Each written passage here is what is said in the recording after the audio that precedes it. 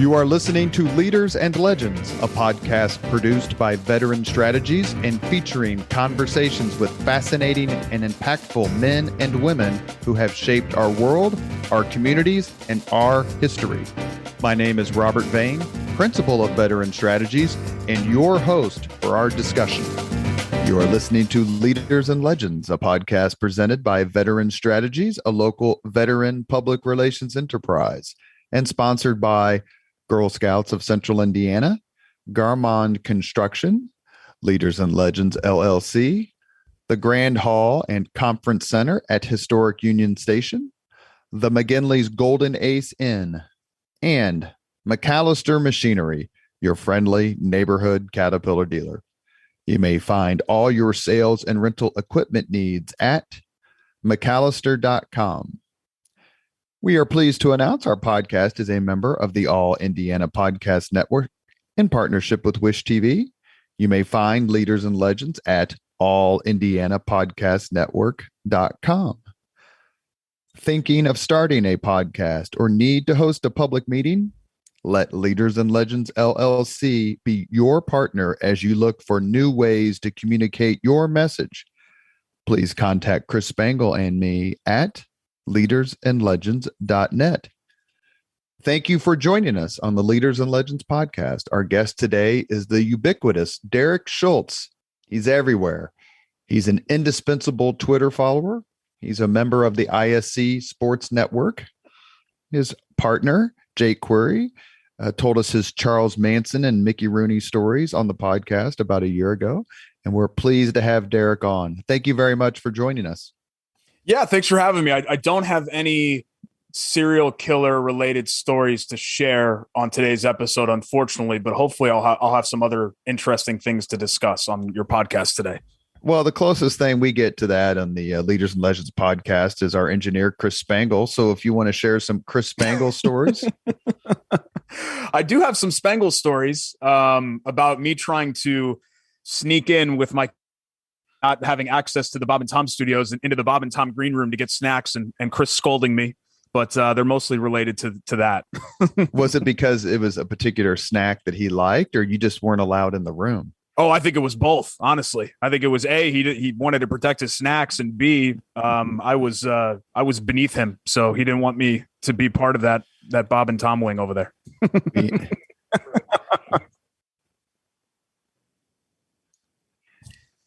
Well, being beneath Chris Spangle, that's perilous. Chris, I've invited you to be a part of this podcast. Would you like to get in one more shot before we go on to our conversation with Derek? This is your free shot.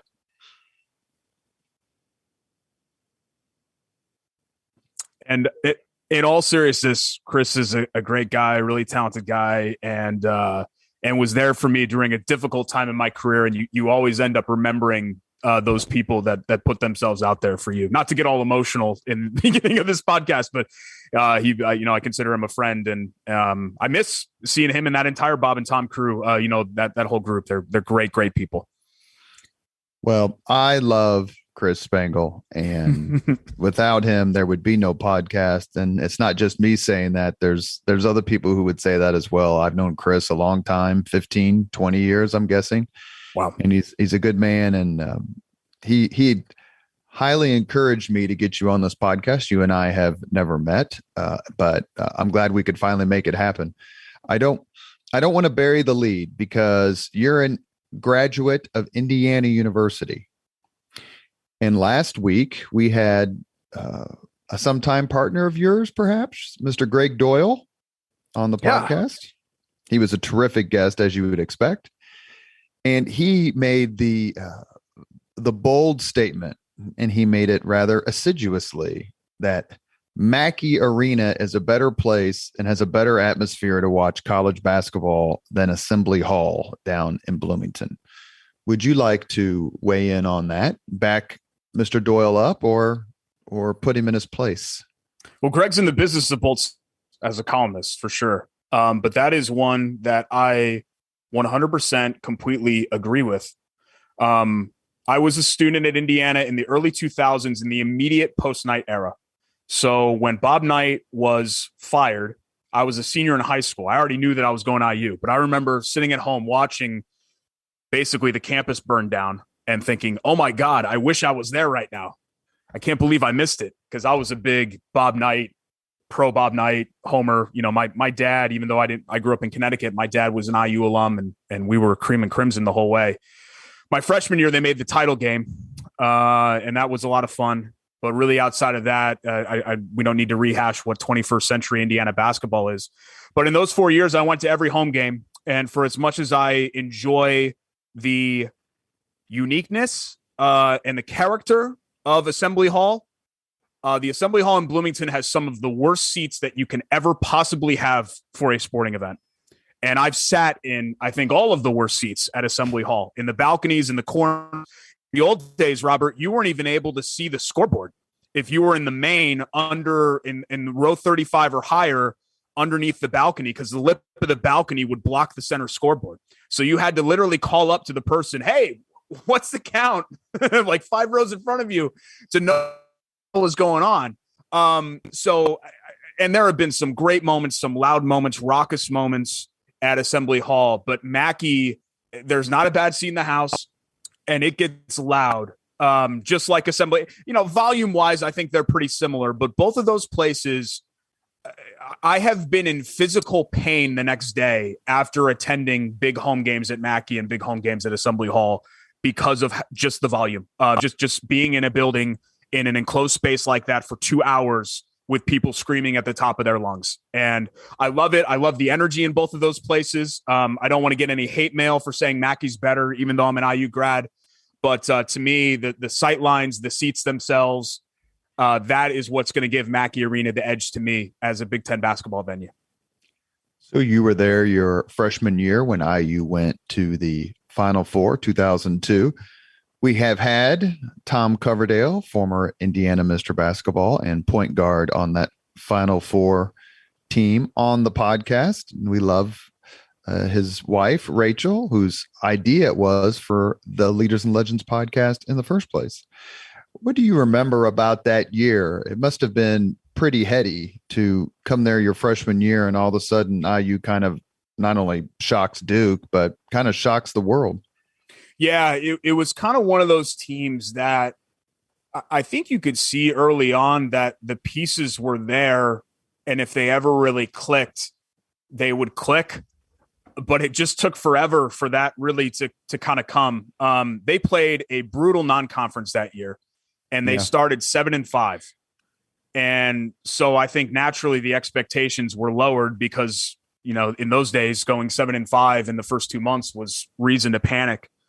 But once they got into Big Ten play, things started clicking for them. And it was just a great combination around a transcendent level player. I mean, I think because his NBA career was rather unremarkable, I don't think we ever really give Jared Jeffries his just due for how good of a player he was as a sophomore that year.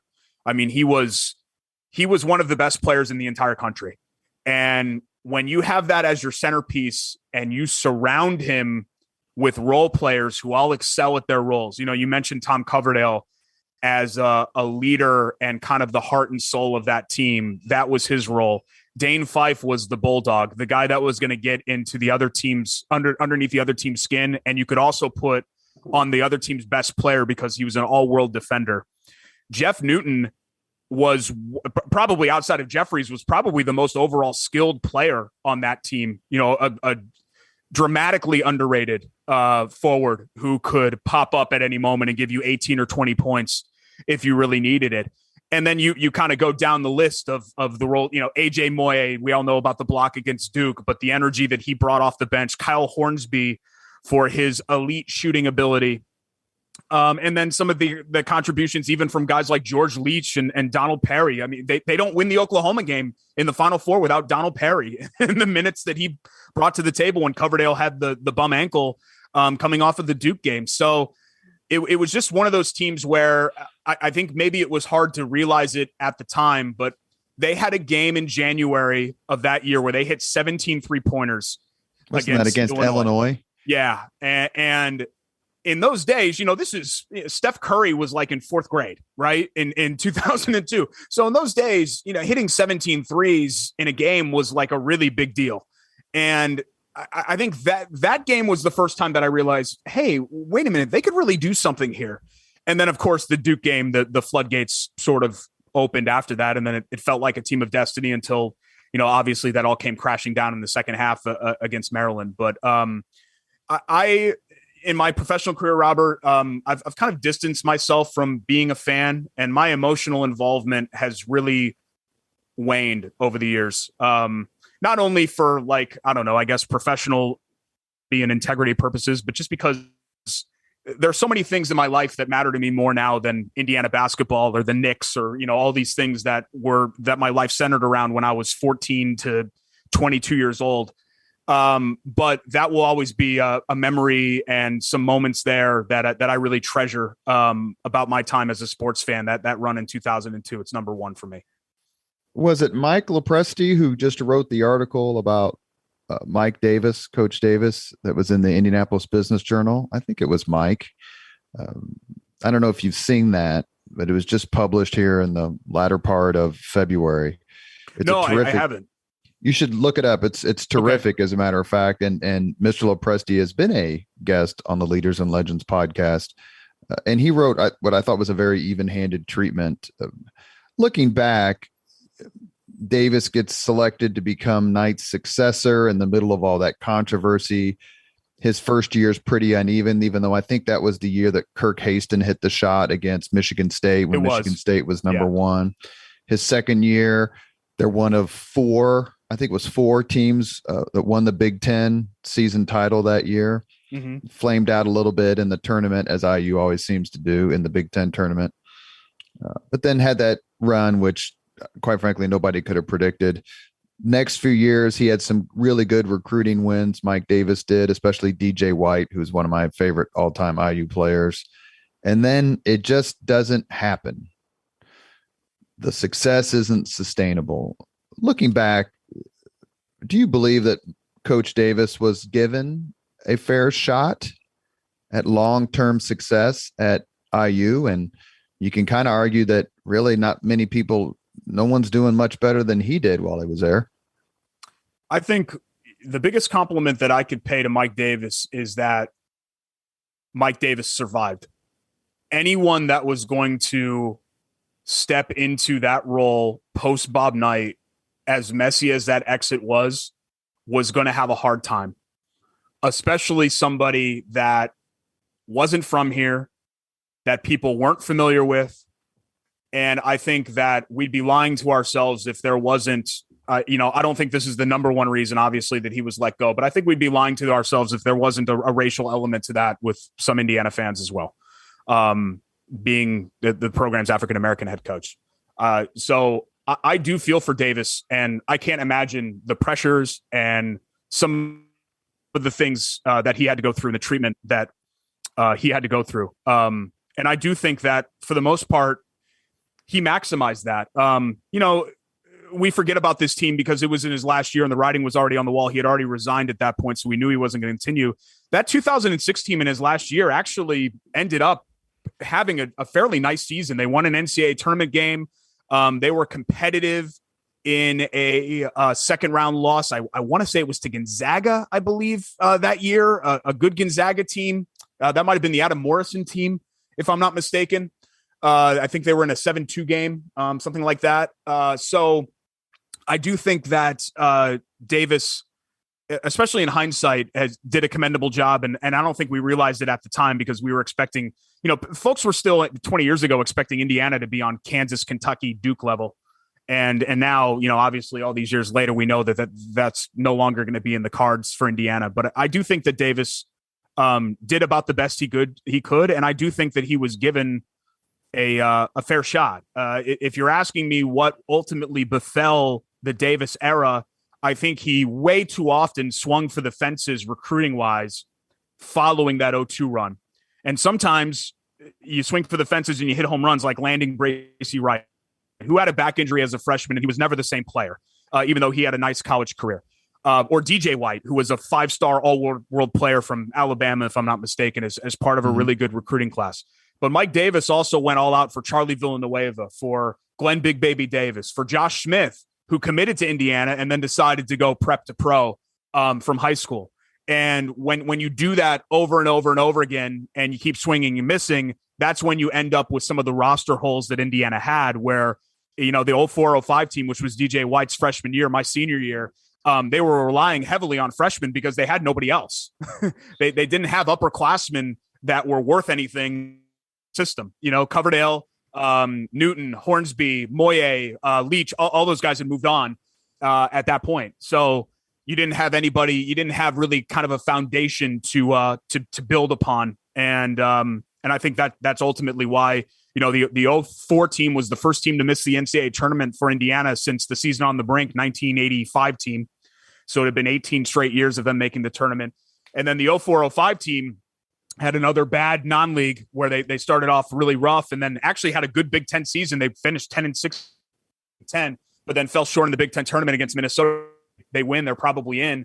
But a lot of that had to do with youth because they were relying so heavily on some of those younger guys. And I guess putting a lot on Bracy Wright as at that point, a third-year player. One more IU-centric question. We're talking with Derek Schultz from the ISC Sports Network. On Twitter, I confess, as a lifelong IU fan, I have not watched an IU basketball game in probably 3 or 4 years, just figuring that I have enough reasons to walk in front of a bus and I don't really need to add any more. Yeah. And sometimes I feel like kind of a fair weather fan. But reading a tweet from Dan Dockage, I think it was last week or a couple weeks ago, so mid-February, where his tweet basically was IU had just lost to somebody, maybe Michigan. Why? And basically Dockage's point was, why is this so hard? Like, why can't IU seemingly get it together? I mean, the defeat of Purdue notwithstanding, but I think he mentioned like Arizona traded one coach for another, Sean Miller for a new coach, and they're like top 5 in the country after just a year or two. Yep. Maybe briefly, just give us your, I guess not autopsy, that would be premature, but your sort of diagnosis of why can't IU get back to, if not top 5 status consistently, top 10? And are we destined to be the Nebraska of college basketball? Yeah, how about this? Why can't IU get back to the NCAA tournament? Forget about top 5 or top 10. They haven't made the tournament in 6 years. You've just validated my decision to absent myself. Bus hits face, right? Correct. I wish that I had an answer for that because I don't know. I don't know why a program of Indiana's pedigree, of Indiana's passionate fan following, of Indiana's resources and budget and recruiting ground here in central Indiana in the Midwest, where not only do you have a ton of great players in Indianapolis, but the surrounding areas as well. This is a really fertile area of the country to be recruiting from, to be in proximity to. I don't know why it's so hard. It's hard to be Kentucky. It's hard to be Kansas. It's hard to be Duke. It's hard in most years to be Carolina. But we're talking about the cream of the crop, the absolute top. There are 300 whatever teams in Division I. There are 4 teams that are on that tier in college basketball. So I long ago gave up that Indiana would get there. But why can't Indiana be Wisconsin? Heck, as much as it might pain Indiana fans to hear this, why can't Indiana be what Purdue has been the last 5 or 6 years? Purdue is in the mix for the Big Ten title every year. Purdue is in the NCAA tournament every year. Purdue is a threat to reach the second weekend or even make a deep run every year. And Indiana can't even get on the dance floor. Indiana can't even finish in the top half of the league. So I don't know. I think their problem goes back to figuring out who they are and what they want to be from an identity standpoint.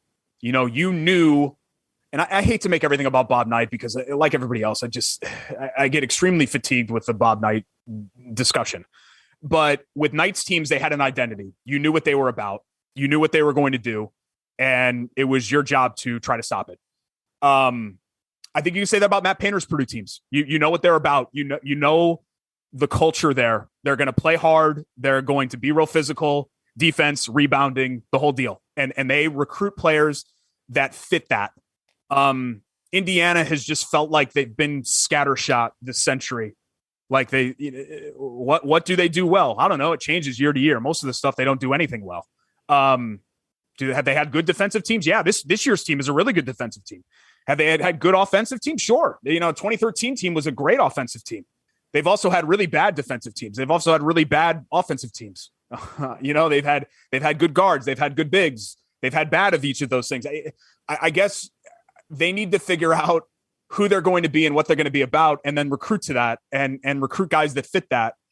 And I think they've been, kind of like what I mentioned with Mike Davis and chasing star ratings. I think they've done that. A lot of their previous coaches, I think Archie Miller especially, did that without worrying about fit. And, okay, well, I'm going to get this guy because he's the second best player in Indiana, and we're Indiana, so we need to have the second best player in Indiana. Well, you got to worry about if the second best player in Indiana fits, because sometimes that player doesn't fit what you want to do.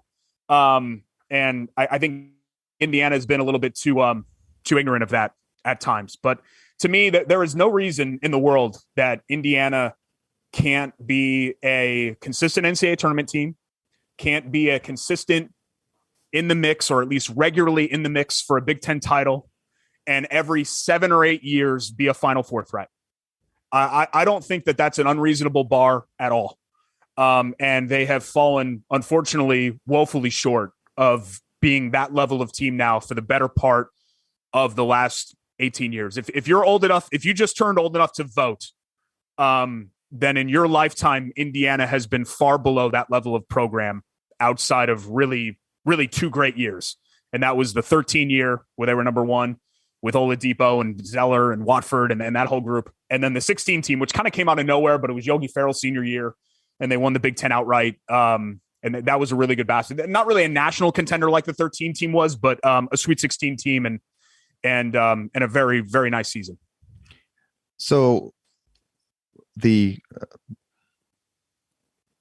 I'm not exactly sure what her title is, so I'm going to call her the PR guru of the Girl Scouts of Central Indiana, Dina Potter, who is a frequent listener to the podcast and fervent Purdue fan, and she would excoriate me if I didn't bring up her team. How has Painter created, I wouldn't call it a juggernaut, but I would call it a locomotive up there in West Lafayette that seems to consistently recruit well, consistently play well, and consistently have the sort of 25-6, 28-7 seasons with at least a chance for a second weekend in the in the NCAA tournament. How has he created that in his time? Because, he took over a program that was pretty barren. Yeah, for sure. I mean, people forget how bad the late Katie years were. I mean, they were rough. His last year, that was an awful basketball team. And it's sad because he's a legendary guy, and sad he had to go out like that. I think because he played for Katie and he inherently knows Purdue and gets Purdue and understands the culture there. I think really what he's done is put together a blueprint to replicate all of the best features of Purdue during the height of the Katie era. So the late 80s, early to mid 90s Purdue teams. And while those teams had great individual talent, Glenn Robinson, obviously the top pick in the NBA draft in 94, Troy Lewis, who was an All-American, they had great individual talent, but they were about the team, and they were the sum of their parts, and everyone had a role, and they understood what that role was, and they bought into it all the way, and they did whatever they were asked to do. And it sounds corny and cheeseball, but I think the best example of this in the current Purdue years and these last couple of years is Painter's ability to get heralded recruits to redshirt. So not only are you going to come and play here, but guess what? You're not going to see the court your first year because we don't think that's best for the team. We don't think that's best for you or the team. So we want to make sure that you sit the first year, kind of learn your way, learn what's going on. Then you're going to play your second year. I mean, there aren't a lot of kids nowadays that'll sign up for that. There are a lot that say, yeah, screw that. I'm not sitting out for a year. Are you kidding me? I can play right now. I can go to Illinois and play right now. I can go to, the insert ACC school here and play right now. Why am I going to come there and sit? And he's gotten players to do that. Travion Williams, who is one of the best players in the Big Ten, comes off the bench as a senior. There aren't a lot of guys that would agree to do that, but he knows that was what was asked of him. That's what was required of him. He does it. You don't hear him complain. He does it. And he plays well, and Purdue plays well because of it. So I just think that's really the secret sauce. You're right in saying that I'm not going to make it into something that it's not. Purdue is not Kansas, Kentucky, whatever. But, we forget in 2019, if not for a unrepeatable, ridiculous, fluky, no offense to Virginia, but it was a total fluke, the finish to that game in Louisville, where Grady Eifert, I believed, or maybe it was Ryan Klein. I think it was Klein, missed the free throw, and Keani Clark gets the rebound at half court. A freshman fires a perfect pass to Diakite, a center, who hits a 17-footer, and all of that happens in about 4.5 seconds. You replay that 100,000 times, and probably once that ends up being repeated. So Purdue, to me, has made a Final Four, at least mentally to me, under Matt Painter, because that was a Final Four team. They were 4.5 seconds away. And that's just kind of what he's brought to the table for that. And it hasn't come without struggles. The Hummel, Jawan Johnson, E'Twaun Moore class was really what turned it around initially for Purdue. But after that class left, they had like Tyrone Johnson and AJ Hammonds, and they kind of lost their way. They missed the tournament back-to-back years. They finished last in the Big Ten in 2013. So he had to kind of pick it back up again and figure out what direction he wanted to take it in. But every single one of those guys, if you were watching a Purdue game and it was shirts and skins and they play it on a playground, I could, and this doesn't take any skill on my end, just from watching Purdue though, I could pick out without the jerseys on, because you just know, you can identify who they are by how they conduct themselves and the style that they play. And I think Indiana needs to get that in their program. They need to figure out who they are and recruit based on fit as they do based on talent.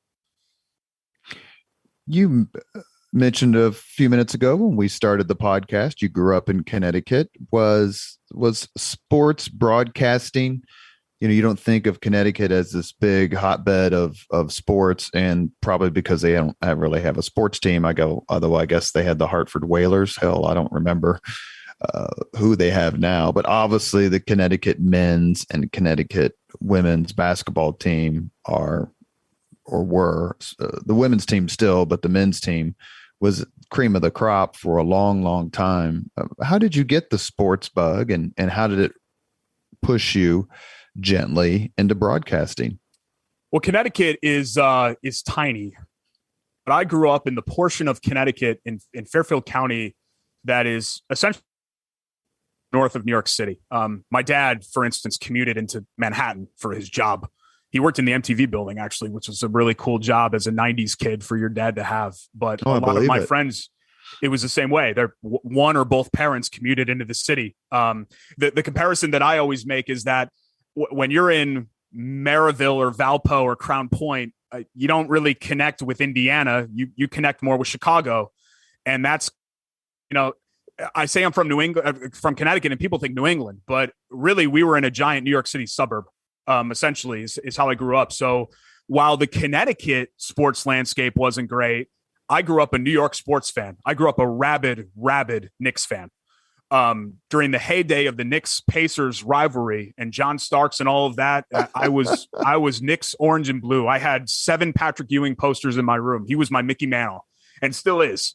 Meeting and interviewing him at the 2018 Final Four was the professional career, because that's how much I just lived and died New York Knicks. And Marv Albert, who did a lot of national stuff, NBA on NBC, sure, football, all of that, was the play-by-play voice of the Knicks on MSG Network when I was growing up in the late 80s and early 90s. And that was my first broadcasting hero. So I was under 5 feet tall until I was 16. So I realized very early on that I was not going to someday play point guard for Bob Knight and then play point guard for the Knicks. So I love sports. How am I going to be involved in sports? And for career day in 3rd grade, I dressed up as Marv Albert. Now, this was before the off-court scandal stuff involving Marv. If you don't know about that, I'll let your listeners go ahead and look that up if they choose to. That was not what I aspired to be, but I did aspire to be him from a broadcasting standpoint. And, ever since I could remember, I wanted to be a sportscaster, and that's really what bit the bug that bit me there. So we would go into the city and go to Knicks games and to Yankees games in high school. It was about a 50-minute drive to Yankee Stadium, so we'd drive down there and pull off the Deegan and park in the Bronx and buy $8 bleacher seats. And that was during the Yankees dynasty era there, those late 90s teams that were winning the World Series every year. We go to Wednesday night games against the Tigers for $8 and sit in the bleachers. And it was a lot of fun. So that was kind of my exposure and foray into sports, was the New York City aspect of it. And it wasn't until I got to IU in Indiana that I really got to start to do things career-wise there, because unlike, let's say, North Central, or I think Warren Central has one, I think Ben Davis has one. I didn't have a student radio station at my high school. I was a sports editor of my school newspaper, but it wasn't really until I got to IU that I started to get involved, get my foot in the door, I guess, career-wise, and start to journey down that path. You kind of, in a sense, almost, I hate to say got lucky. That's not what I'm trying to say, but I did. Your timing, I would put it this way, your timing has been perfect with regard to wanting a career in the sports broadcasting world. How much time do you spend reading about sports, and do you have a one or two kind of favorite? You mentioned Marv Albert, but locally or in Indiana, a Hoosier sports personality whom you admire? Yeah, a lot. Let me get to your first point there about luck and timing. Sometimes I'm asked to speak to kids at IU or local high schools, or kids just reach out to me individually that want to get in the business, and they say, what's the blueprint? And I tell them, look, there is no blueprint. You just have to be insanely lucky, and you have to be in the right place at the right time. And I think that goes for anybody, even somebody like me who has enjoyed some, I guess, modest success as a middle market sports personality, or somebody like Marv Albert. It's the same thing. You have to get lucky, and you have to be right place, right time. And that's probably the same for a lot of career paths you could choose. But I spend a lot of time. Almost all of my media consumption used to be reading articles and things like that. But since podcasts have gotten so big and they're so specific, I've found myself, especially in the last 2 or 3 years, really getting into podcasts when I need to take a deep dive into something, or I have, the way that I would put it is I establish opinion from watching myself. And then I think to myself, okay, is there another opinion that I should consider? Or is there another viewpoint? Like, I'm always interested in hearing what other people have to say, or seeing what other people see, to see if it aligns with how I feel, or if maybe I need to divert attention to what they're saying that I hadn't thought of, if that makes sense. Mm-hmm. But there are a lot of people here locally who I respect. Zach Kiefer is a fellow IU grad and is actually a little bit younger than me, and he lives in the neighborhood here. And I think he is tremendously gifted as a writer. Even his non-sports stuff has been fantastic. I love the emotion and the vulnerability that Greg Doyle puts into his pieces, where he really puts himself out there. And is honest, even if I don't always agree with Greg, and I don't. And that's why our podcast was a lot of fun when we did the Doyle and Derek podcast with the Indy Star, because, a lot of times we'd butt heads on topics, but I knew he was always coming from a genuine place and being true to himself. Bob Kravitz, a native East Coast guy, that's what I grew up with. Like Mike Lupica, who's actually a total jerk in real life with the New York Daily News. That was the first columnist that I was really exposed to a lot as a kid, and he would always just come right out with it and be blunt and brash, and he wasn't a cheerleader for the team, and I've always appreciated that about Bob in all his years here of being a columnist, not only with the Star but now with the Athletic. But and a good man. Bob Kravitz is a really good guy. So is Greg Doyle, obviously, but for sure. I've had And a I chance just to think work all those, with Kravitz a few times and have it in my PR capacity and have enjoyed it very much.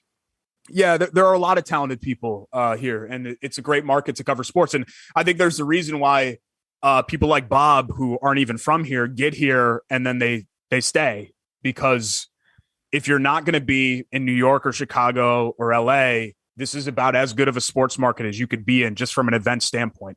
To have something even as random as the college football playoff championship with Alabama and Georgia, where else are you going to get that? Plus a Final Four, plus An the entire Super Bowl tournament 10 years ago, the 500, et cetera, et cetera, et cetera. You are listening to Leaders and Legends, a podcast presented by Veteran Strategies, a local veteran public relations enterprise, and sponsored by Girl Scouts of Central Indiana, Garmon Construction, Leaders and Legends LLC, the Grand Hall and Conference Center at Historic Union Station, the McGinley's Golden Ace Inn, and McAllister Machinery, your friendly neighborhood Caterpillar dealer. Our guest on the podcast is Derek Schultz. He does a lot of things, but he also works at the ISC Sports Network. How important to you, and before I want to make sure that we touch on this, I read your article about the Super Bowl that was in Indianapolis Monthly, so I want to make sure that we get to that before we end the podcast. Derek is a must follow if you're looking to know what's going on, not only with Indiana sports, but humor and the sports world in general. Derek, how important is social media to you professionally? And as a guy who gives his opinions and gives them in a gentlemanly fashion, Jake Query facepalm not withstanding, how do you handle it personally? Because it can get vicious. Yeah, it can. I think really, this has been the case for my entire career. This wasn't really something that I learned. It's just, I think, who I am personality wise. I just do not take myself seriously at all. I don't. This whole idea of being verified, blue check mark, having 10,000, whatever, 20,000, 100,000, 2 million followers, to me, it all seems so silly.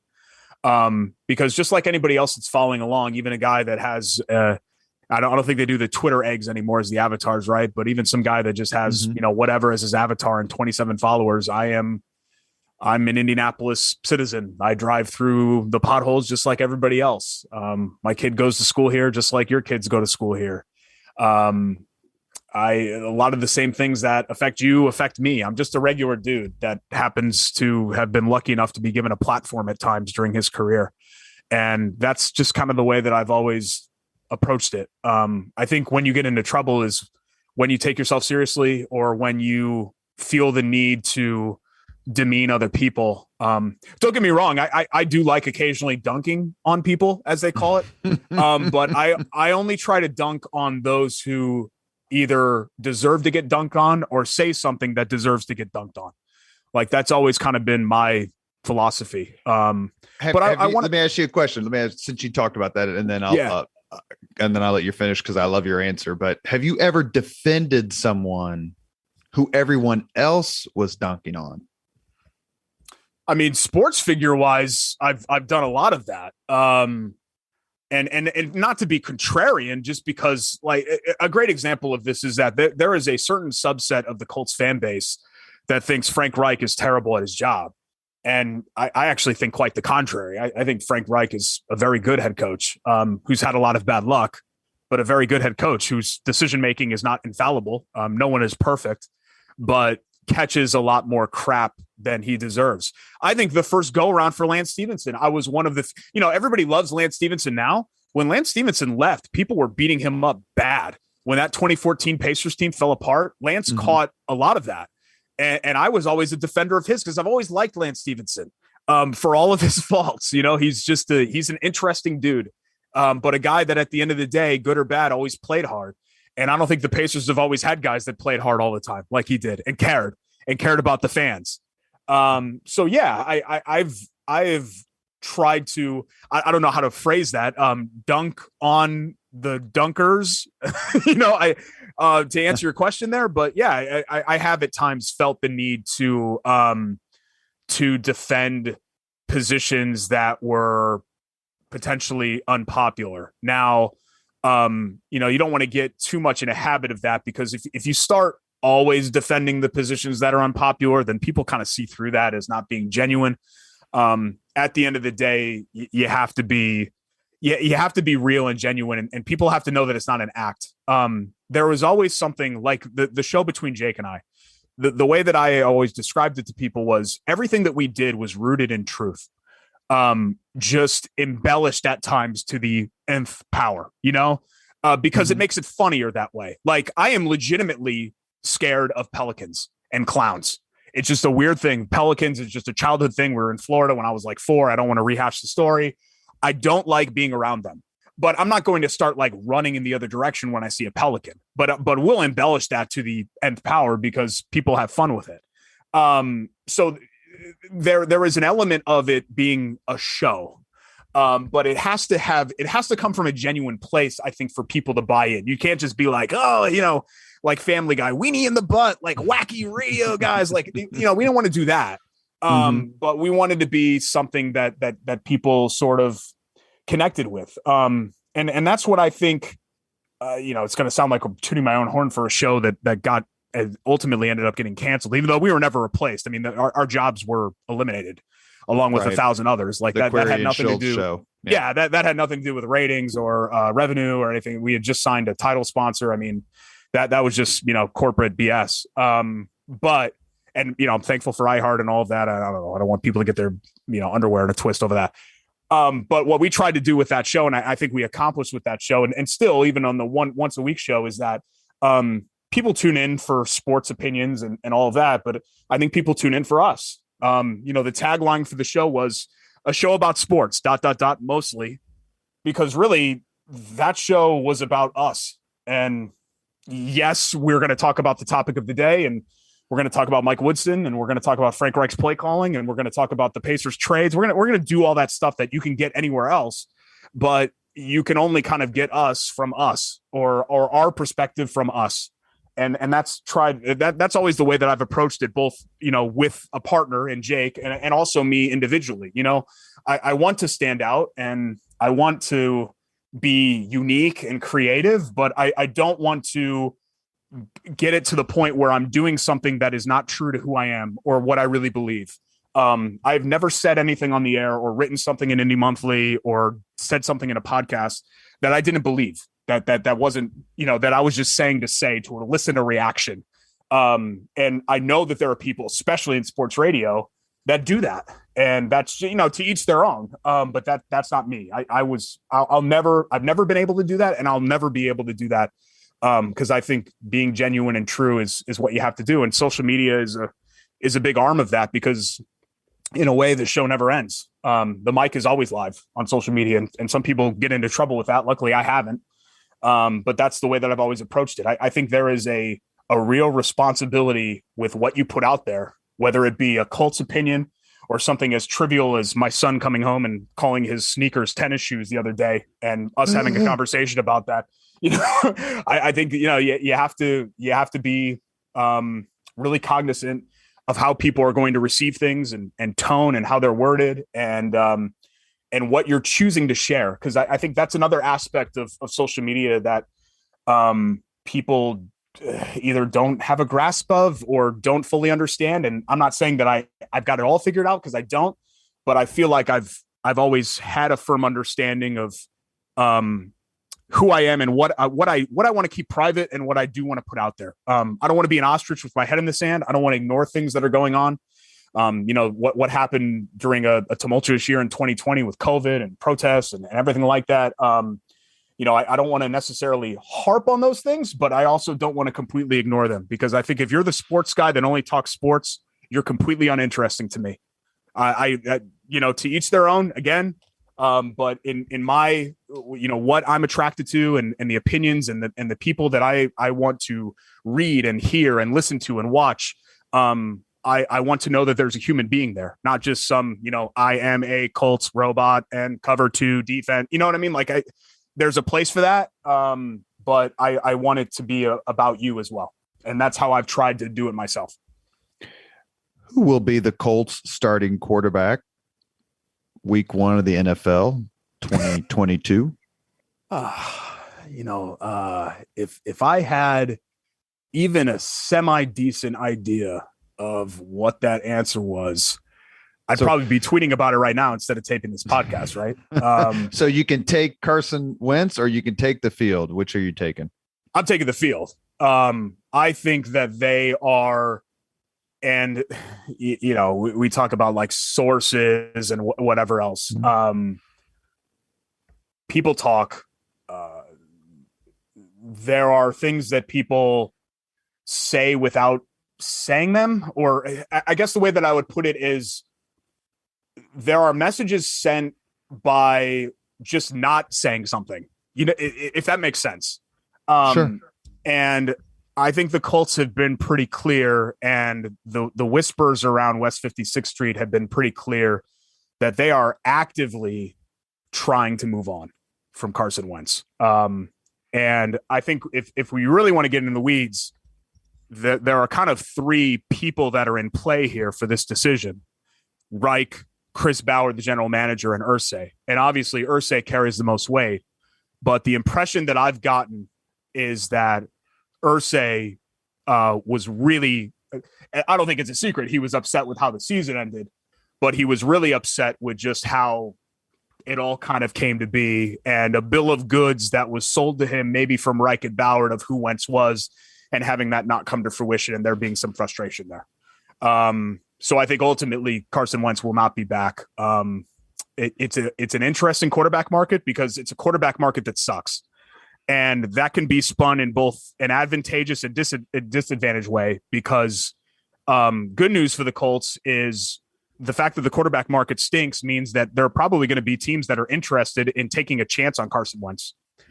The bad news is that there is no obvious replacement or upgrade from what's been kind of a league average quarterback. If you take out the outlier seasons of 2017 for Wentz and 2020, which was a disaster, his last year with the Eagles, he's essentially been around a league average quarterback. And most of the guys that are going to be available, Teddy Bridgewater, Marcus Mariota, the standard fare on the free agent wire, are considered league average quarterbacks.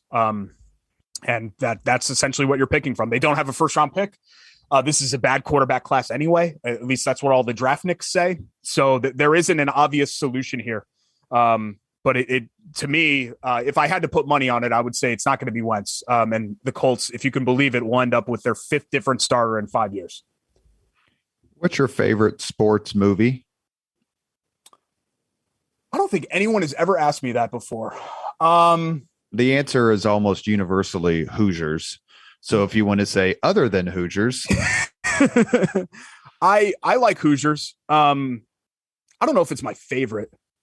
You know what I've really never understood about Hoosiers, and I think maybe it could have been painted differently. And I guess we all consume media differently, but there's been this talk, like this recent examination of Hoosiers of, well, is the story told in a racist way? And I've never really kind of fully grasped that conversation, because it's something that happened. Is it embellished a little? Yeah, sure it is. It's a movie, right? But I never really viewed it along racial lines. I viewed it along small school, Goliath versus David, not a black versus white thing. But again, white male, the whole thing. So maybe I'm not the person to speak on that. But I know in recent years it feels like people have been a little bit more critical of Hoosiers. This is kind of cheeseball, but my parents grew up in South Bend, and my sister went to St. Mary's. My uncle went to Notre Dame. I grew up one of those hated Notre Dame football, IU basketball fans. And it wasn't until I got out here that I realized how much that pissed people off. So I always really like, 90% of my friends, we all grew up. Chris and I's friend, April Gregory, calls us reversible jackets. Yeah. And I've heard that before. So Rudy came out when I was in 5th grade, so I liked Rudy, but then I watched that as an adult, and it's extremely cheesy. And apparently Rudy Rudinger himself, who I've met, isn't maybe the a most above board person when it comes to business dealings, but I don't know. I digress. You know what movie a sports movie that I always loved, and maybe this is because I'm a triplet. I grew up with two sisters who were both sports nuts like me, and they played softball and basketball. They were vastly superior athletes. They were both varsity athletes compared to me. I think I'm going to guess on this movie, but forgive me. I don't want to be wrong. I love A League of Their Own. Like I thought that was great. You know, Madonna, Rosie O'Donnell, Tom Hanks. It's funny. It's kind of a feel good, like family, like older sister, little sister sort of story. I never thought that League of Their Own it's kind of forgotten about in the sports movie conversation. I feel like I've never seen Bull Durham. So a lot of people pick Bull Durham. I've actually never seen that. The natural to me is Cheeseball. But when you get in that sports movie realm, a lot of that stuff is kind of cheesy. Hard to pass up Rocky. Okay, this is probably my most unpopular guy pop culture thing. Even when I was a kid, I thought Rocky was stupid. I was more of a 90s kid than an 80s kid. So the Cold War stuff was like really kind of ending when I was old enough to remember. You know, the Berlin Wall came down when I was 7.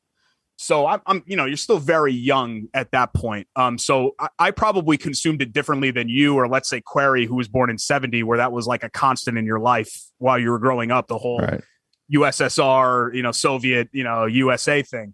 But the boxing in those movies is so fake that even as a youngster, I was like, they're pounding the crap out of each other. Like at least try to make this look realistic.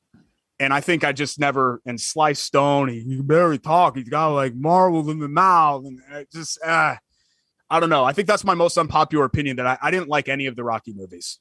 If you could have witnessed any sporting event in history, front row, courtside, press row, which sporting event would you choose? Another great question. Personally speaking, probably as a fan, the most, oh my God, I wish I was there sort of moment for me would have been two moments from the 1999 run for the Knicks. And a lot of Pacers fans listening are going to roll their eyes. One of them is LJ's 4-point play, which I'm not going to stay on because I know that's not a happy memory for Pacers fans, but I was 16 when that happened and it was amazing. But in 2 rounds before that, that was the Eastern Conference Finals. In the first round, the Pacers played the Knicks. The Knicks played the Heat. And the Knicks Heat had a great rivalry there in the late 90s. They met in the playoffs in 97, 98, 99, and 2000.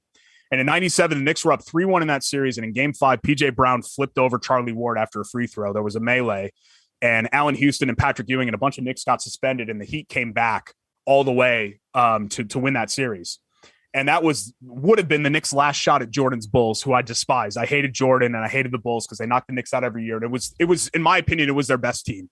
And they were not given the opportunity to maximize what they could be because it was taken away from them by David Stern and PJ Brown and the suspensions. So I was so mad about that, about 97, that when the Knicks knocking them out in 98, 99, and 2000 were some of it was like they won the championship all 3 of those years, because all 3 of those years they won decisive game 5 or game 7s in Miami. And it was great with Pat Riley to see his smug face, and Alonzo Mourning and Tim Hardaway and all those guys, Dan Marley, who I couldn't stand.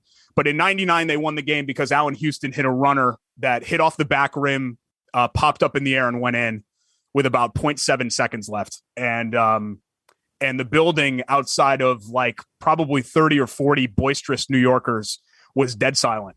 And, being out in Indiana for a long time, I've gone as an opposing fan to a lot of different, like I've gone to Cincinnati to see the Giants play the Bengals. I've gone to Soldier Field, same thing for the Giants. I used to go to Cleveland every year to see the Yankees play there. I loved, when I was still a fan, being in road venues, because there's nothing better than when your team is destroying another team or ripping the heart out of another team and you're a visiting fan and all you can hear is yourself cheering. I just love that. I love that even more than being a home crowd and sharing in that experience with everybody else. So wish you were there moments as a fan. The 99 Game 5 Eastern Conference first round Allen Houston game winner in Miami would be my answer. Just generally speaking, I've never gotten the chance to do this, and I've always wanted to do it. I would love to go to the Masters, or really any major golf tournament, and be part of that. So probably my second answer, just because of the historic nature of it, would be the 97 Masters with Tiger's breakthrough moment, even though I was never a Tiger guy. And still I'm a little more now, because I know that, either it's completely over for him or it's about to be over. Kind of like Federer. I've become a Roger Federer appreciator now that it appears things are over for him. But during his prime, I always rooted against Tiger Woods. But I just thought that moment really, it changed a lot of things in American sports and, iconic figures. And we don't really have that anymore, where guys like transcend their sport, but Tiger was one that definitely did. So that would be my like national answer, compared to like a personal feeling of a wish I was there type moment.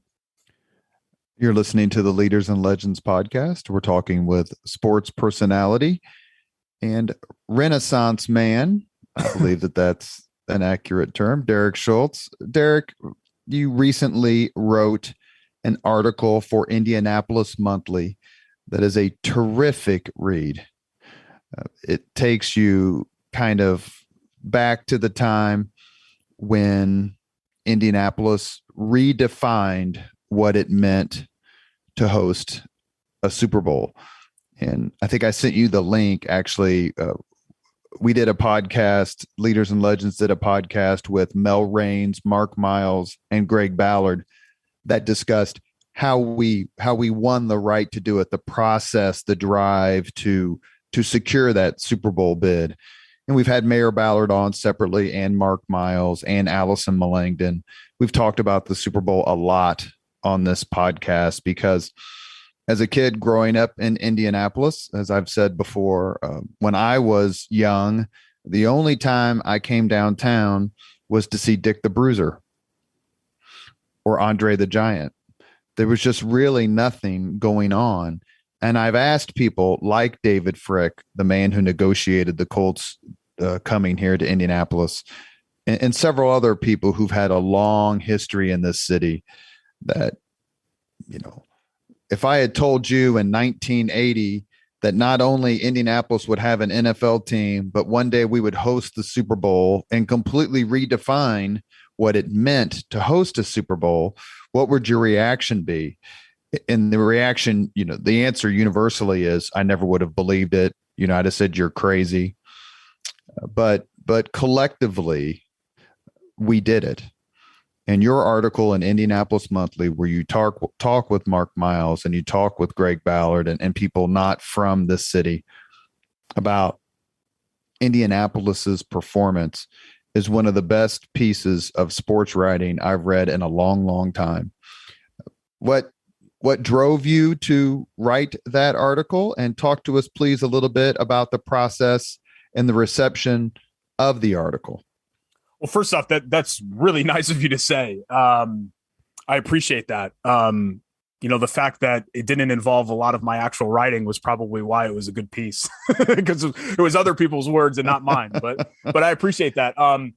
I had been contributing to Indy Monthly for starting when my non-compete ended from the layoff with iHeart. So summer of 2020, essentially, up until the fall of this year, on an online basis, and just kind of giving them some snark for Colts recaps and doing like little, like I wrote a thing on Mike Woodson. I did a Q&A with Matt Painter, stuff like that, for online only, not published in the magazine. But Daniel Kaminsky and Michael Rubino, who's the editor in chief, they came to me in late October. I think it was actually Halloween, and said, "Hey, we really want to do a oral history for the Super Bowl for the 10-year anniversary coming up in February. Do you want to tackle it?" And I think the motivation for them in asking me to do it was obviously with my contacts in the sports media world. And don't get me wrong, this took a lot of effort. I mean, I talked to over 50 people. So there were a lot of people that didn't even get included in the actual final piece. But I have all of these contacts because, I've worked in Indianapolis sports. So I know how to get a hold of Mark Miles or Allison Millington or, Chris Gall is a friend from Visit Indy. So I knew kind of the foundation of the people, the movers and shakers that really made that game happen and the success that it was. I either knew them or knew of them and felt confident that I was going to be able to tell that story because I was here. And even though I didn't grow up here like you did, Robert, I know Cornfield with Lights. I know India No Place because, kind of piggybacking on our conversation, Knicks versus Hicks, when I was 12 years old and the Knicks were playing the Pacers and Reggie Miller was ripping my heart out of the Garden, I thought to myself, the Pacers, who the hell likes this team even? Indianapolis? What? Who lives there? Because I'm a big city, right? I go into New York for stuff. So I live that. I live that, the whole like doubting middle America, even with my parents' lineage and me eventually ending up at IU. There was a part of me that lived that.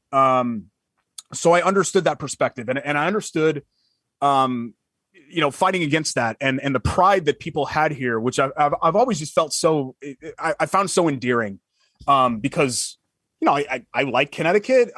I'm from there. It'll always be home. Like, I wouldn't say that I'd throw you down a flight of stairs over Connecticut. Yet you come to Indiana and you tell somebody that you don't like a pork tenderloin and they're going to go to bat for the pork tenderloin for a sandwich. They're going to go to bat for tennis shoes, like I mentioned on Twitter, and you're going to get a bunch of angry responses. But I love that fact about Indiana. So, the story that I wanted to tell this was a culmination of the sports vision of the sports strategy, if you will, of a very small handful of extremely intelligent and forward-thinking people led by the late, great Mayor Bill Hudnut and also the late, great Senator Dick Lugar. And there were other people that were involved in that. I don't want to just make it about them. And really, essentially, we're talking about a game that happened in 2012. So like a 25 to 30 year culmination of that whole plan. And there were points along the way that showed that progress, starting with a lot of people pointed to the Pan Am Games in '87 as being kind of the first breakthrough moment. And then, you start regularly getting Final Fours, and then, you build. Peyton Manning comes, suddenly Lucas Oil Stadium, and then it all sort of kind of falls into place. Like, oh my God, this is actually happening. So that, I did want to kind of tell that story, and it's hard because, my first draft was 6,000 words because there was so much stuff that I wanted to keep in there about the scarves and, all these other things. And, at the end of the day, it's a magazine. So you've got limitations with what you can say. So I think the final piece ended up being about half that, about 3,500 words.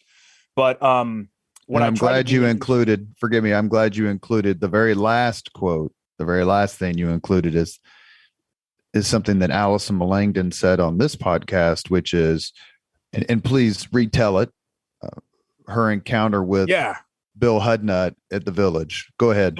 And that was great because Allison was the second person that I talked to for that piece out of what, like I said, I think I talked to 54 people, and I knew the second that she told that story that was going to be what I ended with. So I kind of built the piece out from Allison's quote. And she told the story. She had a lot of great stories about that week. And she was, a lot of people said she was the MVP of that whole thing. Oh. And there was also not to get off track here, there was a female aspect of that I think needs to be celebrated too. You mentioned Mel Raines, Susan Bauman, Diana Boyce, Allison. There were many women that were extremely influential with how well that whole event ended up going. So I think that's a story that needs to be told as well. So Allison's walking on Georgia Street and, everything's happening. That's the beating heart of the Super Bowl for Indy. It's the Super Bowl Village, the zip line's right there, the whole deal. And she just happens to stumble into the late, great Mayor Bill Hudnut, who I think passed shortly after that. I want to say maybe 2013. He might have passed in 2012. I'm not sure. I know he was obviously alive, and thank God for that, to see his vision kind of come through. And they embrace each other, tearfully, emotionally. And Mayor Hudnut tells Allison, I could have never pictured this. And I just thought that was perfect because I think that was a feeling that every single one of us had that week where people have asked me, hey, how do you describe that week? And I said, it was like walking around a familiar place where all the buildings look the same, but it was like Los Angeles or New York had just poured out onto the streets. Like, it was so weird to think, oh my God, this is Indy. This is our city, with everything that was happening that week. And I think Allison just put it perfectly, to have that tearful embrace. And, how many people knew, seeing Bill Hudnut, and a frail old man walking around downtown, knew the role that he had played and everything that was happening that week. So Jake and I actually got the chance to talk to him on Radio Row, when we were doing our live show there, and to see the pride and emotion that he had at being there and having that week. It was really special. 2 final sports questions before we get to the 5 questions with which we end all Leaders and Legends podcasts. You are from New York City, and the East Coast in general, and New York in specific, has a rather paternalistic or maybe dismissive attitude, perhaps, of the territories to its west, save maybe for Chicago. but there's nothing in New York or anywhere in the world like the Indianapolis 500.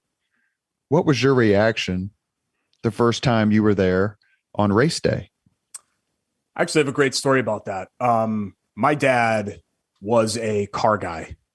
He would buy and fix up dilapidated GTOs, and race them as a high schooler. And he was class of 69 at Adams in South Bend. And, Studebaker, the big automaker, was there. Sure. And he was very much a car guy. So when I was a kid growing up on Memorial Day weekend, the TV was always on ABC for the race that Sunday. And my mom would always kind of guilt me into watching it. I watched a lot of sports with my dad.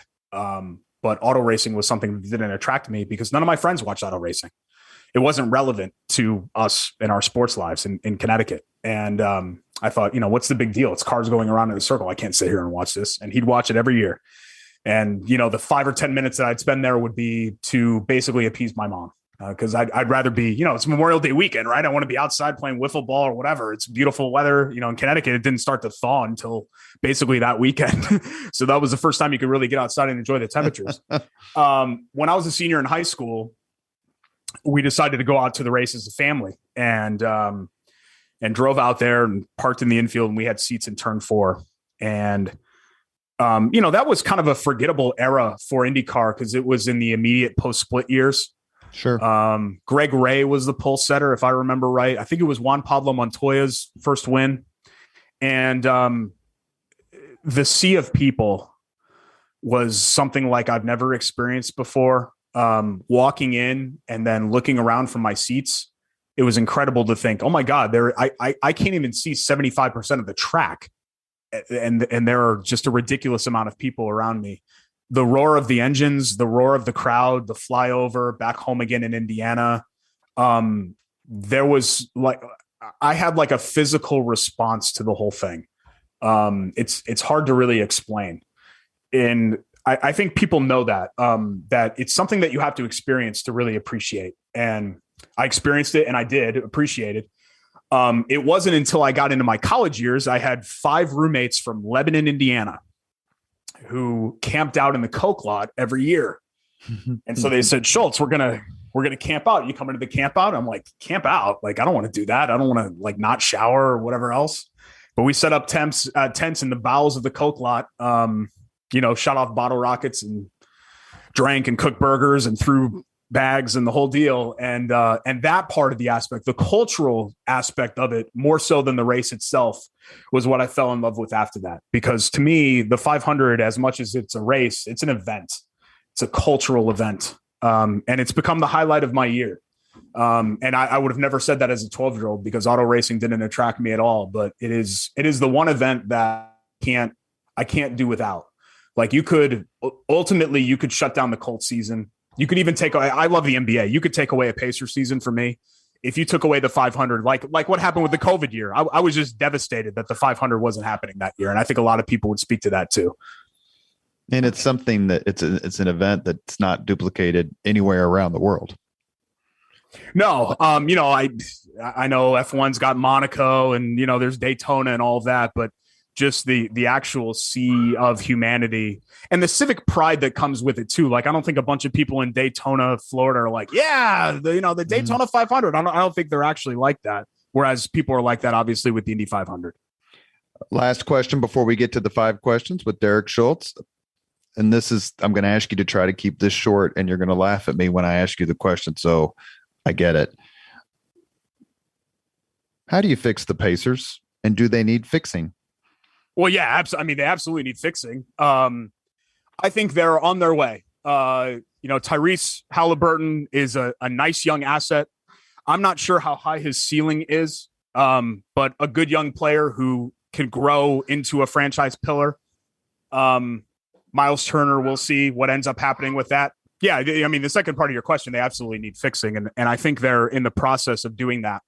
Tyrese Halliburton is a really nice young asset. He's just 21 years old. I'm not sure how high his actual ceiling is, but I think that there is a good chance that he ends up at the very least being a franchise pillar for the Pacers. But as far as the rest of that group is concerned, they just needed to kind of move on from what they previously had. You can't just keep running it back every single year with the same low ceiling pieces that they had before. And I think they finally got this year.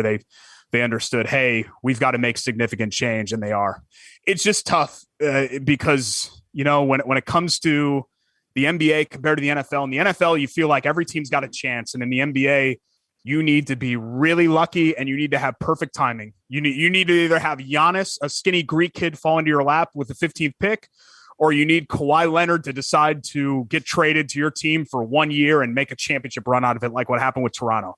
Like, you need to be Cleveland with LeBron James and have him actually be from there and want to be there and want to win a title there. Those are the sort of things that are required as an NBA team.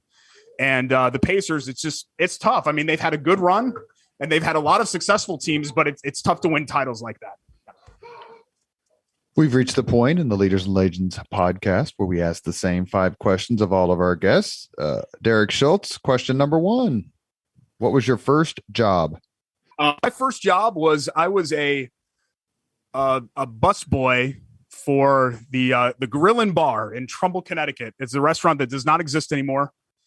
A hoity-toity place. So would fold the napkins like in a fancy way, and I had to wear button-down shirts despite the fact I was a busboy. But I loved it because it was minimum wage, which was, it was 1998. It was $5.45 plus tips, and I would get tipped out from the waiters and waitresses and the bar. And we're talking about a place where, a regular 2-top with steak dinners and the whole deal, I mean, you're talking well into the hundreds. So, I would walk as a 15-year-old, before even salary, I would walk with $200 of tips on a Friday or Saturday night. And when you're 15 and you've got $200 in your pocket, you're like, hell yeah. What am I buying with it? Bubble gum and baseball cards or whatever. So that was it was a really fun memory. I've just always been the type of person that likes to work. And I'm not saying that to be arrogant or, cast stones at anybody else. But once I was old enough to work, I worked.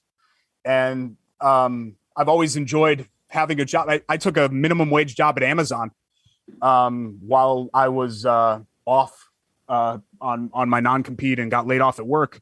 And it wasn't because we were in a bad financial situation, because we weren't. We've been very lucky about that. But it was because I needed to go somewhere and do something and have a purpose. And that job was my kind of first foray into the working world. Question number 2. What was your first concert? Ooh, it's a great one. I am not a concert guy at all. That's another unpopular opinion. I don't like loud. So I've never really liked super loud concert music. I know I go to sporting events all the time and it doesn't bother me, but music always did. I saw a jam band named Deep Banana Blackout at Toad's Place in New Haven, Connecticut. That was the first concert that I went to myself, with a buddy of mine, but I was 16 in 99. And they were kind of like a jazzy, I don't know if Fish is really the right kind of comparison, but that sort of like jam music. where they'd have like 17-minute songs and all of that. But my parents are huge concert people, and they are gigantic Billy Joel and Elton John fans. So between the ages of about 6 and 16, I think I went to every single Elton John and Billy Joel show in the greater New York City area. So we saw them together at Giant Stadium a couple of times. We saw them umpteen times at the Garden. I saw Billy Joel turn of the century, so 99 going into 2000 at the Garden with my parents, which I was, almost 17 years old. The last place that I wanted to be was with my parents for a concert. I wanted to go and throw up in the woods and drink a bunch of Zimas with my friends or Coors Lights or whatever, whatever we were drinking in high school. But yeah, that's about, I've probably only been to about 20 concerts in my life that don't involve my parents, because I'm not much of a concert guy. But Deep Banana Blackout was the first one as an adult, I guess, if you will, on my own. Question number 3, if you could suggest any book for someone to read, which book would you choose? I have really gone down. I have a strange fascination with human tragedy. And so my wife has gotten me on a huge audiobooks kick since COVID. And I burn through a book a week now because I listen to them at double speed and I love it. It's like the best thing that happened to the pandemic from me. And my reading interests have gone from, I think my last 4 books have been about the sinking of the SS Indianapolis, Harvey Milk, a 20-hour book on Malcolm X, and the meltdown at Chernobyl. So just to kind of give you an idea, if you've been assassinated in the last 200 years or so, or, you've been a mass casualty, then I've probably read about you. I love stories about people that you can't pin down and that have nuance, where at the end of the day, they're human. They did good things. They did bad things. They succeeded and they failed. And I'm trying to remember what the title was. Maybe a Big Life. I'm sorry, I'm spacing on it right now. I read a long book about Lyndon Johnson. And they're actually doing a documentary on him right now, I think on CNN, a 4-part thing that's going on right now. And that time in American history, I mentioned my parents were class of 69, fascinates me because of everything that happened, notably in like 1968 alone. I mean, people have written several books about that. But we went to visit LBJ's ranch, Jake and I did, when the Final Four was in San Antonio, and we got sent down there in 2018. We drove 2.5 hours out to Texas Hill Country. And I was like, I don't know anything about this dude. I knew he took over after JFK got shot, but I didn't know anything about his tenure outside of, all the failings of Vietnam. And I think the story of Lyndon Johnson is really interesting because he seems to be this, larger than life figure that would use all of the leverage in the world to commandeer himself over you, but also had a real heart for impoverished people and disadvantaged people, and wanted to do big things for civil rights and for poverty in America. And his domestic plans, I think, would have gained a lot more traction had Vietnam not swept up everything. So that was the book that I actually enjoyed the most, learning about Lyndon Johnson's life and his legacy and all of the nuances of the good and the bad of LBJ. Question number 4, if you could witness any event in history, non-sports, because I've already asked you that one, but any event in history, be there as it happens, which event would you choose? Ooh. Any event in history and be there as it happens. Geez. That's a really great one. I think it'd be really interesting to witness, sports. At the end of the day, sports are so trivial, right? Like something happens and it's cool and you remember, hey, the Colts beat the Patriots in the AFC Championship. Yeah, great. At the end of the day, that didn't really have real like societal impact, right? It's a sports game. Colts won, it's memorable. If you're a Colts fan, cool, great, whatever. Tell your kids about it. Awesome. So I'm trying to think kind of outside the box when it comes to something that really was meaningful. I just got done with a book on Gettysburg, and I've read a lot of Alan Guezzo, I think is the last name. Robert E. Lee book as well. So I went down kind of the Civil War rabbit hole, and Lincoln's address, which we've talked about so much and has been made so much of American history, which was only like 2 minutes long. And the person that spoke before him, on spacing on the name, I think talked for like 8 hours. Edward Everett. Yes. I think I'd like to be there for that. It was the turning point of the war, and obviously, what that war ended up meaning. I don't know if I ever realized how close the Union was to actually potentially losing that war, or at least settling for, the Confederacy being a separate entity, or being, having their hand forced, if you will. So I think, something like that. Sorry, I'm just kind of going off the top of my head because no one's ever asked me that question before. It's a great question.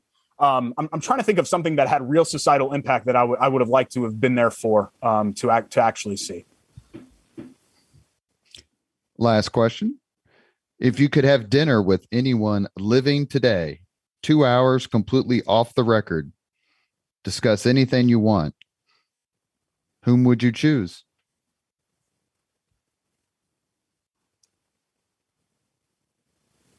Two hours off the record, and they would answer any question that I wanted answered.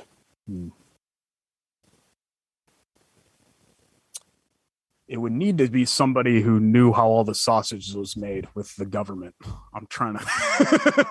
I don't know. I don't know if that person is still around that knows everything that there is to know, knows where all the bodies are buried. There are so many people that interest me and fascinate me, that it would be hard to just pin down one person. But, a person that I feel like has always kept people at an arm's length, and we've seen a lot of this person, but, and I don't want to say he's not being genuine, because I do think he's genuine. I think that's why people connect with him. But, I never heard Peyton Manning's real feelings about leaving Indianapolis, or, and obviously that wasn't something that was his choice, or the pressures of being Archie Manning's kid, or, being a public figure, and some of the failings that he had as a player and being under the microscope for that. So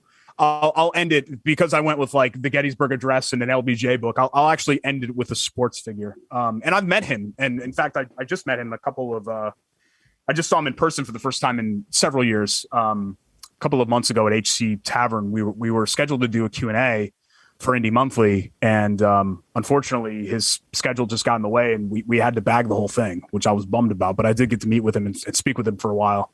I would love to have 2 hours with Peyton, just to, no, don't give me like what you would say on the Manning cast. Like, give me the real stuff here, because I think there's a person behind that, and I think we've only really kind of scratched the surface on who that person exactly is. I think Peyton has become a master at displaying the person that he wants people to see. And I'm not saying that he's got like some hidden life or is two-faced or anything like that. I just think, all of us, I don't think he's ever allowed himself to really be vulnerable. And that's a situation that I would take advantage of in a 2-hour dinner, to just kind of, to hear all of the real stuff. Interestingly enough, I think that's the first time we've had Peyton Manning as an answer to that question. Yeah. Well, I didn't want to, I didn't want to just pick a political figure or something like that, because I don't want to, you know how polarizing that can be. I pretty much have equal fascination with. I think it would be fascinating to have a truthful and genuine discussion with George W. Bush. I think it would be fascinating to have that same conversation with Barack Obama. But because I kind of went down that path with some of your other questions, I was like, I'm kind of Derek Schultz, the sports guy, so I'm going to keep it sports related with that one. You have been listening to Leaders and Legends, a podcast presented by Veteran Strategies, a local veteran public relations enterprise, and sponsored by Girl Scouts of Central Indiana, Garmon Construction, Leaders and Legends LLC, the Grand Hall and Conference Center at Historic Union Station, the McGinley's Golden Ace Inn, and McAllister Machinery, your friendly neighborhood Caterpillar dealer. Our guest today has been sports personality and member of the ISC Sports Network, Derek Schultz. He is forthcoming. He is honest. He's gregarious. He's who you want on your sports trivia team for sure. He's also one of the best follows on Twitter, and you can find Derek. Let me just make sure I get this correct without reading glasses. At Schultz, SCHULTZ 975. At Schultz 975. Derek, thank you so much for coming on the podcast. I enjoyed it, and I really appreciate you giving us some time. I know you have a lot of demands, and Lord knows there's always enough to talk about in the sports world. I appreciate it. It was a really fun conversation because there were, I do a lot of, different interviews, and it's nice to answer some questions that I've never been asked before. So it was a lot of fun, Robert. Thanks so much for having me on your show. Thank you very much for listening to Leaders and Legends, brought to you by Veteran Strategies Incorporated. If you want to contact us about this program or our menu of public relations services, please send us an email at robert@veteranstrategies.com. That's robert@veteranstrategies.com.